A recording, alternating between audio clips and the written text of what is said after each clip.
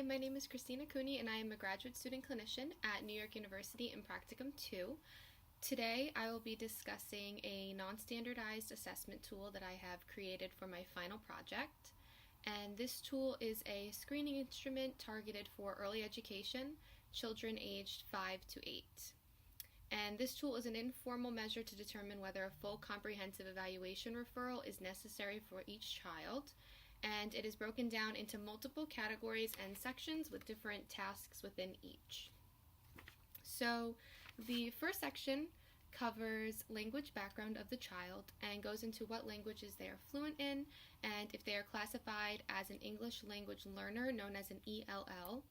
And then we move into the language tasks, starting with expressive language. We have some confrontation naming tasks where the clinician points to various body parts and has the child name them following the gestural prompt, and convergent naming tasks, which states that when presented with the following images, have the child identify each category, and then the images are located in the back in Appendix A. Name categories, and then noting the level of cueing that was needed if applicable in each task. For the receptive language section, the first task is following directions, both one-step and two-step, with a place to note any cueing that may be needed. The second portion goes into functional questions, which include what do you do with a scissor and what do you do with a cup. And the final section on the first page is our reading screen, where we have the child read the following reading passage aloud. And our reading passage is The Boy Who Cried Wolf. Following reading, the child will identify main idea, two details, cause and effect, and who, what, when, where, why, and how.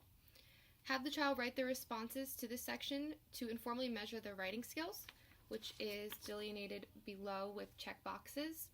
And some of the writing milestones that we're looking for here include knowledge of the direction of writing on a page, writing within the lines, and then by age 8 they should be able to write words with consonants in all positions and short vowel sounds present, and distinguish between capital versus lowercase lettering.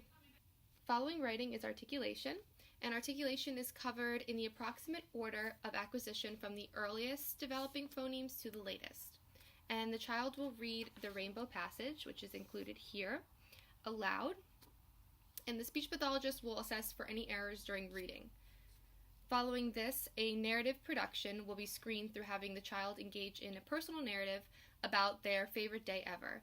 And we will note milestones, including that the narrative included a setting, people, an outcome, transitional language, and was told in a sequential order. These are all marked as spots to bullet and check off on our list. Speech intelligibility will also be assessed through the narrative with any cueing noted here as well as grammar, looking for included pronouns, present progressive, plural, possessive, and past tense verbs. These are also noted below with boxes to check. And then our last page goes into our feeding and swallowing. If the child eats at least 10 different foods, and then hearing and vision is measured informally throughout the screen with a spot to note any concerns. And finally, we go into fluency, which is measured informally based on the reading passages and narrative production given previously during the screen, with bullet points of typical and atypical disfluencies outlined below. So some normal disfluencies include repeating phrases or whole words, interjecting while thinking, infrequent disfluencies, and a speech intelligibility that is unimpaired.